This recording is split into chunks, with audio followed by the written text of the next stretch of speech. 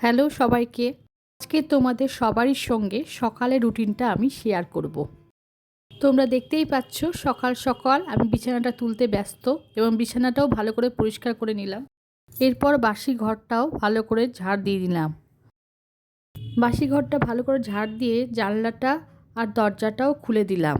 দরজা জানলা সব ঘরে খুলে দিলাম যাতে বাইরের আলো বাতাস ঘরের মধ্যে প্রবেশ করে। এরপর ঘরের মধ্যে যে সমস্ত জামা কাপড়গুলো ছিল সেগুলিও ভালো করে ভাঁজ করে পরিষ্কার করে রাখলাম। ঘরের সমস্ত কাজ সেরে ঘর দুয়ার পরিষ্কার করে সোজা চলে গেলাম ছাদে পুজোর ফুল তোলার জন্য। ছাদে গিয়ে ভালো মতো গামলাটা ধুয়ে নিলাম। তারপরে গাছে অনেকগুলো জবা ফুল ফুটেছিল, সেগুলি এক এক করে তুলে নিলাম।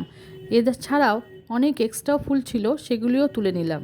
এই সমস্ত কাজ করার পর আমার বড্ড খিদে পেয়েছিল, তাই জন্য ব্রেকফাস্টটাও সেরে ফেলতে। আজকে ব্রেকফাস্টে ছিল গরম গরম রুটি আর বাঁধাকপি। যেহেতু আমাকে অনেক ওষুধ খেতে হয়, সেই জন্য আমাকে টাইম মতো ব্রেকফাস্টটাও করে নিতে হয়। আর রুটি আর বাঁধাকপি ঘন্ট খেতে আমার খুব ভালো লাগে। তো আজকের মতো ব্লগটা এখানেই শেষ করলাম। Bye bye.